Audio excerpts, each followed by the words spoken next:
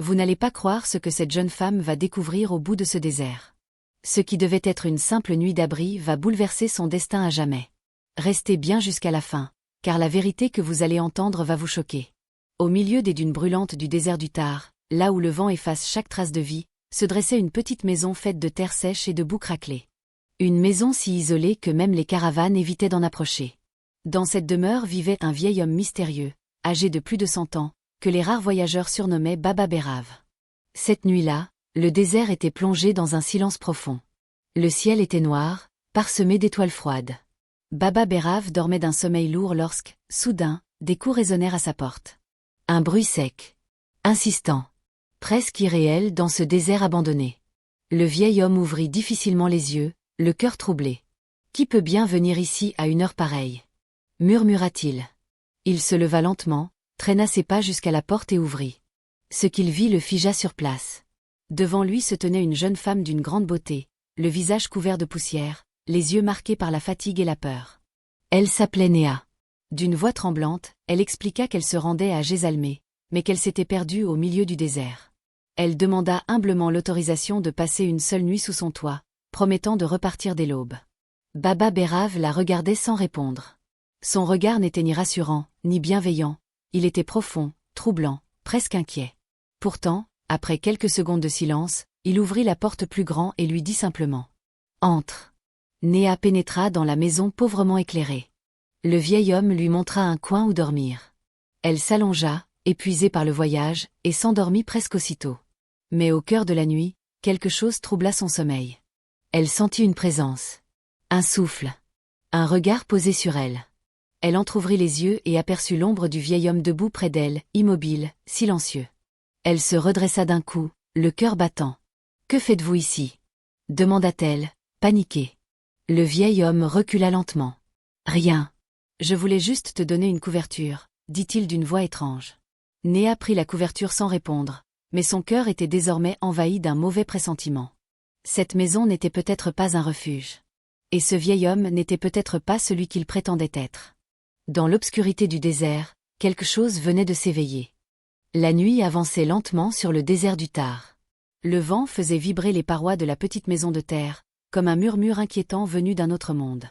Néa était allongée sur sa couche, les yeux ouverts dans l'obscurité. Malgré la fatigue, le sommeil refusait de venir. Le regard étrange du vieil homme hantait encore son esprit. Le silence était si profond qu'elle entendait sa propre respiration. Soudain, un léger bruit. Des pas. Très lents. Très proches. Son cœur se mit à battre plus vite. Elle retint son souffle. L'ombre de Baba Bérave apparut près de son coin. Il était là, immobile, à quelques pas d'elle.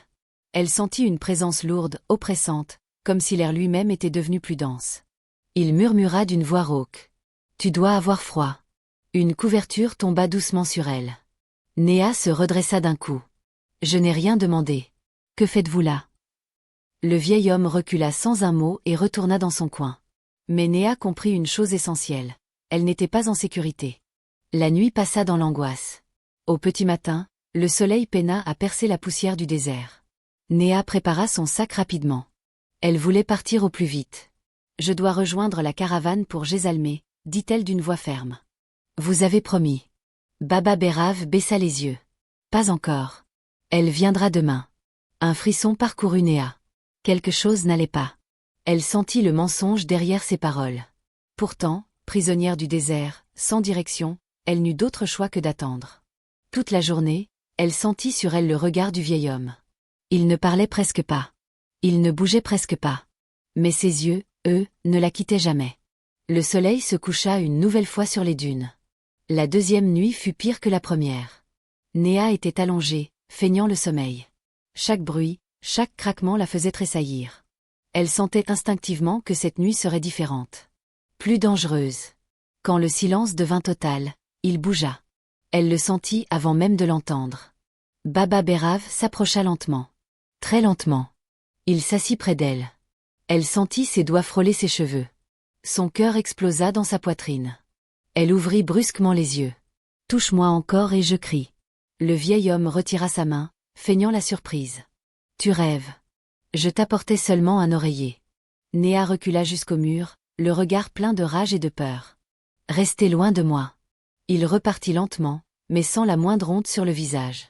Cette nuit-là, Néa comprit une terrible vérité. Cet homme ne la retenait pas pour l'aider. Il la retenait pour lui-même. Le lendemain, la colère avait remplacé la peur. Le convoi est-il arrivé? Demanda-t-elle sèchement. Pas encore, peut-être ce soir. Néa serra les poings. Elle n'y croyait plus. Elle comprit qu'elle était piégée. Cet isolement, ce désert, cette maison, tout jouait contre elle. En elle, une décision venait de naître. Quoi qu'il arrive, elle partirait. Même seule. Même dans la nuit. Mais elle ignorait encore que le vieil homme détenait un secret bien plus terrifiant que ses regards. Un secret qui allait bouleverser son destin. Le soleil disparaissait lentement derrière les dunes, plongeant le désert dans une lueur rouge sombre. Néa était assise près de la porte, son sac à ses côtés. Elle n'attendait plus aucune caravane. Elle n'attendait plus personne. Dans son esprit, une seule idée résonnait désormais. Partir. Fuir. Survivre. Depuis 2 nuits, elle ne fermait presque plus l'œil. Chaque geste du vieil homme, chaque parole, chaque regard renforçait sa certitude. Cet endroit n'était pas un hasard. Baba Bérav l'observait à distance, comme toujours. Silencieux. Immobile. Mais son regard était plus intense que jamais. Il savait. Il sentait que Néa n'allait pas rester une nuit de plus. Quand la nuit tomba, Néa se leva brusquement. « Je pars », dit-elle d'une voix ferme. « Maintenant. » Le vieil homme sursauta. « Tu ne peux pas partir ainsi. Pas aujourd'hui. Plus rien ne me retient ici, » répondit-elle sèchement. « Vous m'avez menti. Il n'y a jamais eu de caravane. » Elle se dirigea vers la sortie. Mais soudain, Baba Bérav se plaça devant la porte. Son visage n'était plus celui d'un vieillard fatigué. Il était dur. Grave. Presque inquiétant. « Tu ne comprends pas ce que tu fais, » dit-il lentement. « Si tu pars maintenant, tu perdras bien plus que ton chemin. » Néa sentit un frisson la traverser. « De quoi parlez-vous » cria-t-elle. « Qui êtes-vous réellement ? Pourquoi vous me retenez ?» Un long silence tomba entre eux. Le vent du désert sifflait à travers les fissures de la maison. Puis le vieil homme parla d'une voix plus profonde. « Tu cherches quelqu'un à Jézalmé, n'est-ce pas ?» Néa se figea. « Comment le savez-vous ? » « Tu cherches ton mari. » Ces mots frappèrent Néa comme un coup de tonnerre. Son cœur manqua un battement. « C'est impossible. Personne n'est au courant. Qui vous a parlé de lui ?» Baba Bérav baissa légèrement la tête. « Le désert parle à ceux qui savent l'écouter. » Néa recula d'un pas, bouleversée. « Cela fait des années qu'il a disparu. Je le cherche partout. Mais vous n'avez pas le droit de parler de lui. » Le vieil homme releva lentement la tête et plongea son regard dans le sien. « Il est plus proche que tu ne l'imagines. » Ces mots firent vaciller Néa. « Assez !» cria-t-elle. « Vous jouez avec mes émotions. C'est cruel. » Elle partit en courant hors de la maison, à travers le sable et la nuit. Le désert semblait sans fin. L'obscurité l'avalait peu à peu. Elle courut jusqu'à perdre son souffle, puis s'effondra près d'une dune. Quelques minutes plus tard, elle entendit de nouveau des pas derrière elle. Baba Bérav était là.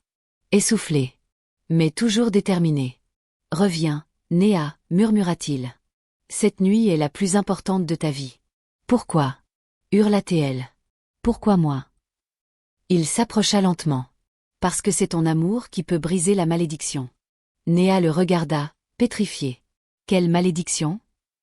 Le vieil homme ferma les yeux un instant. « Celle qui m'a volé mon visage, et la vérité. » Puis il prononça des mots qui glacèrent le sang de Néa. « Si tu restes encore une seule nuit, tu découvriras enfin où est ton mari. » Le silence tomba comme une chape de plomb. Néa tremblait. Son esprit criait danger. Son cœur criait espoir. Tout son être était déchiré entre la peur et l'amour. Après un long instant de lutte intérieure, elle murmura enfin. « Une seule nuit. Et après, vous me direz tout. » Le vieil homme hocha lentement la tête. « Je te le jure. » Ils reprirent le chemin de la maison, sous un ciel noir rempli d'étoiles. Mais cette fois, Néa n'était plus seulement une fugitive. Elle était devenue la clé d'un secret ancien. Un secret capable de détruire. Ou de sauver une vie. La nuit avait été longue. Trop longue. Néa n'avait pas fermé l'œil une seule seconde. Allongée sur sa couche, immobile, elle écoutait chaque respiration, chaque frottement du vent contre les murs de terre. Son cœur battait trop vite. Son esprit était en feu. Elle repensait sans cesse aux paroles du vieil homme. « Ton mari est plus proche que tu ne l'imagines. » Une peur étrange s'était mêlée à une lueur d'espoir. Et si, ce qu'il disait était vrai? Baba Bérav était resté à distance cette nuit-là. Il ne s'était pas approché. Pas un pas. Pas un geste. Comme s'il attendait maintenant leur finale. Puis, enfin, la première lumière du matin traversa la petite fenêtre. Une fine lueur dorée glissa lentement sur les murs poussiéreux, annonçant l'aube. Néa se leva d'un seul coup. Elle n'attendrait plus. Sans un mot, elle se dirigea vers la sortie. Elle voulait partir, quoi qu'il arrive. Mais en avançant vers la porte, son regard fut soudain attiré par une silhouette assise dans un coin de la pièce. Un homme était là. Un jeune homme. Il était assis, immobile, la tête légèrement baissée. Il portait des vêtements simples, propres. Son dos était droit. Il semblait calme, presque irréel. Néa sentit son cœur se serrer. « Qui êtes-vous » demanda-t-elle d'une voix tremblante. L'homme leva lentement la tête. Et à l'instant même où leurs regards se croisèrent, le monde de Néa s'effondra. Ses jambes se mirent à trembler. Ses mains devinrent glacées. Son souffle se coupa net. « Ah, Akash » murmura-t-elle. Le jeune homme se leva lentement. « Oui, Néa. C'est moi. » Un cri sortit de sa gorge. Elle se précipita vers lui et s'effondra contre sa poitrine en sanglotant. Ses larmes coulaient sans retenue. Elle le serrait comme si elle avait peur qu'il disparaisse encore. « Je t'ai cherché partout. Je croyais que tu étais mort, » cria-t-elle à travers ses pleurs.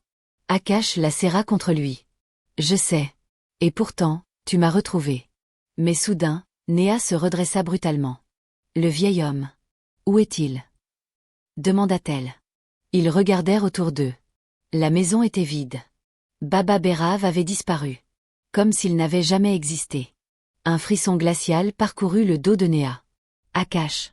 Qui était ce vieil homme? Et pourquoi étais-tu ici? Akash resta silencieux quelques secondes, puis prit une profonde inspiration.